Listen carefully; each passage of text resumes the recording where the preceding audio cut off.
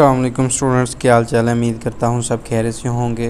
तो आज हमने पढ़ना है एक्सरसाइज 3 चैप्टर नंबर 3 की आज एक्सरसाइज करेंगे। ये चैप्टर हमारा कंप्लीट हो चुका था। तो आज क्वेश्चन नंबर 7 देखते हैं। ठीक है, जिन स्टूडेंट्स ने प्रीवियस लेक्चर अटैम्प्ट करने हैं मैं लिंक डिस्क्रिप्शन में ऐड कर दूँगा, वहाँ पर आप जाकर सीक्वेंस वाइज जो है मेरे लेक्चर अटैम्प्ट कर सकते हैं। तो चलिए स्टार्ट करते हैं। Simplify the Boolean functions. ठीक है, सिंप्लीफाई करना है। यहाँ पे हमने बूलियन फंक्शन दिया गया हमें A dot B plus A dot B bar, जिसको हम नॉट बी भी पढ़ सकते हैं। ठीक है, नोगेशन बी भी। तो यहाँ पे सबसे पहले ये देखें कि डिस्ट्रीब्यूटिव लॉ अप्लाई होगा इस पर।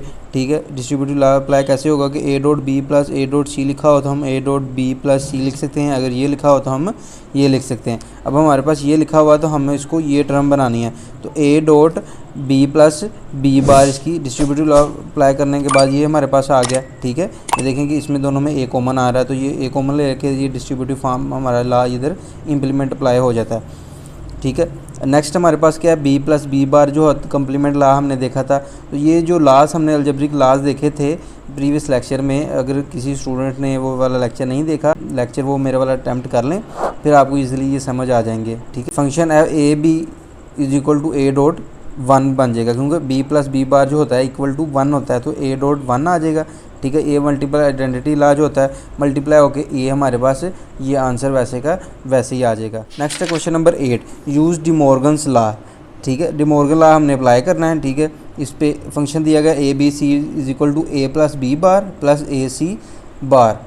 ठीक हो गया। अब दोनों इस फंक्शन पे, इस फंक्शन में भी और इसमें भी हमारे पास ये जो है डी मॉर्गन्स लॉ अप्लाई होगा। तो हमने देखा था कि डी मॉर्गन लॉ अगर ए एक्स प्लस वाई बार हो तो हम एक्स बार डॉट वाई बार लिख सकते हैं, या एक्स डॉट वाई बार लिखा हो तो एक्स बार प्लस वाई बार लिख सकते हैं, या नोट एक्स या नोट वाई हम भी इसको पढ़ सकते हैं। ठीक है, तो अब इसकी जगह पे क्या आ जाएगा कि ए बार डॉट बी बार आ जाएगा, और ए सी की जगह ए बार प्लस सी बार आ जाएगा। ठीक है, जब डी मॉर्गन्स लॉ अप्लाई होगा।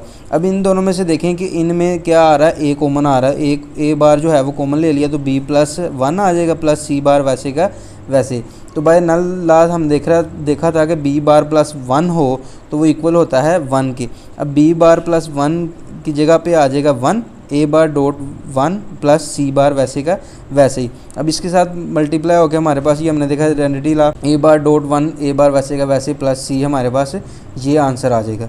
ठीक हो गया। क्वेश्चन नंबर 9 देखते हैं, सिंप्लीफाई एक्सप्रेशंस। क्वेश्चन नंबर 9 में हमने क्या करना है, simplify expression A plus B bar dot A plus B. तो यहाँ पे सबसे पहले क्या होना है, यहाँ पे फर्स्ट टर्म में हमने डी मॉर्गन्स लॉ अप्लाई करना है। प्रीवियस क्वेश्चन में भी हमने देखा था ए प्लस बी बार कैसे आया था, A plus B bar is equal to A bar dot B bar, इसकी जगह आना है। तो उसकी जगह हमने ये लिख दिया डॉट ए प्लस बी वैसे का वैसे ही। अब ये मल्टीप्लाई होगा, क्योंकि ये देखें प्रोडक्ट हो रहा है, डॉट मल्टीप्लाई हो रहा है, तो ये जो है सारी टर्म इसके साथ मल्टीप्लाई होगी, ए डॉट बी बार। ठीक है, डॉट ए ये आ जाएगा प्लस ये वाला। अब ये दोनों टर्म इसके साथ मल्टीप्लाई हो जाएंगे, A bar dot B bar dot B. ठीक है, ये मल्टीप्लाई हो गया। अब कंप्लीमेंट लॉ देखें कि A bar dot A is equal to होता है 0। अब ये देखें ए बार डॉट ए बार, ये बी बार डॉट बी।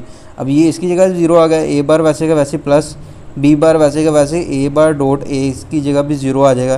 तो जब ये 0 के साथ मल्टीप्लाई होगा तो 0 आ जाएगा। ठीक है, ये भी 0 आ जाएगा, तो ये हमारे पास आंसर इसका क्या आ जाएगा, 0। बी बार में क्या है कि A plus B bar dot A bar plus B bar. तो यहाँ पे सबसे पहले क्या हो रहा है, डिस्ट्रीब्यूटिव लॉ जो है वो अप्लाई हो रहा है कि A dot A bar plus A dot B इसकी जगह आ गया, plus B dot A bar plus B bar dot B.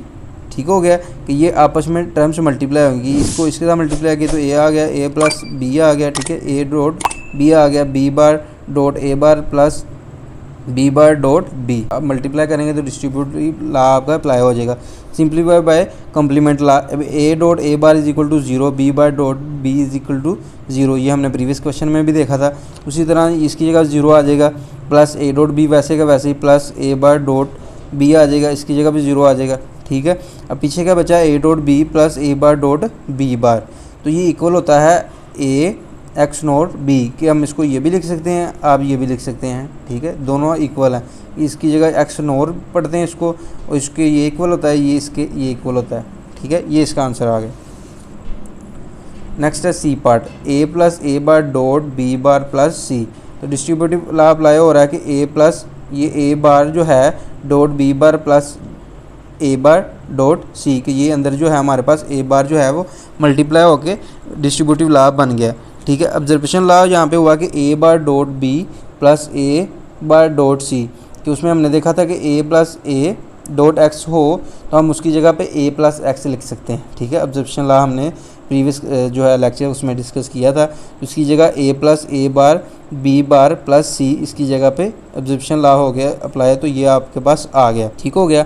अब यहाँ पे ऑब्जर्वेशन लॉ आ गया तो ए प्लस ये आपके पास बी बार प्लस सी, कि इस दोनों की जगह A plus A bar is equal to किसके था, ए के, तो A plus B bar plus C, ये आपके पास आंसर आ गया। बी पार्ट है A dot B bar plus A dot B.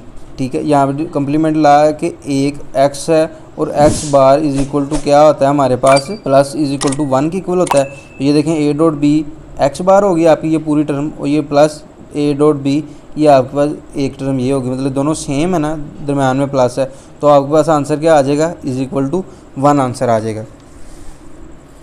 Last question है इसका ई पार्ट 9 क्वेश्चन का, A dot B plus A bar dot B bar. इस क्वेश्चन को सोल्व करने से पहले एक्सनोर समझ लेते हैं। एक्सनोर होता क्या है कि इसमें अगर दो वैल्यूज सेम आए तो आपके पास ट्रू होती है, अगर डिफरेंट आए तो आपके पास जो है वो फॉल्स होती है। ठीक है, दोनों आंसर जैसे 0 0 आ जाए तो फिर इसका आंसर जो है आउटपुट इसकी ट्रू होती है। अगर दोनों 0 या 1 आ जाए या 1 0 आ जाए तो आउटपुट इसकी फॉल्स होती है, इसको हम बोलते हैं एक्सनोर ऑपरेशंस। तो इस A dot B plus A bar dot B bar जो है ये इक्वल होता है एक्स नॉर बी, ये भी लिख सकते हैं इसकी जगह, ये भी लिख सकते हैं। ठीक है, ये यूज़ किस लिए होता है, कंपेयर करने के लिए दो वैल्यूज़ को कि ये वो इक्वल हैं कि नहीं, या पैरिटी भी चेक करने के लिए कि इसमें एरर चेक करने के लिए कि ये इक्वल हैं या नॉट इक्वल हैं, या कोई इशू वगैरह चेक करने के लिए। तो ये क्वेश्चन यहाँ तक थे। तो जिन स्टूडेंट्स को समझ नहीं आई किसी भी बात की तो वो कमेंट सेक्शन में मेरे से पूछ सकता है। तो नेक्स्ट चैप्टर नंबर जो 4 है हम बहुत ही जल्द वो स्टार्ट करेंगे। तो चैनल को फॉलो कर लें, लाइक कर लें, सब्सक्राइब कर लें, ताकि नेक्स्ट आने वाले लेक्चर आपके मिस ना हों। तब तक मुझे इजाज़त दीजिए।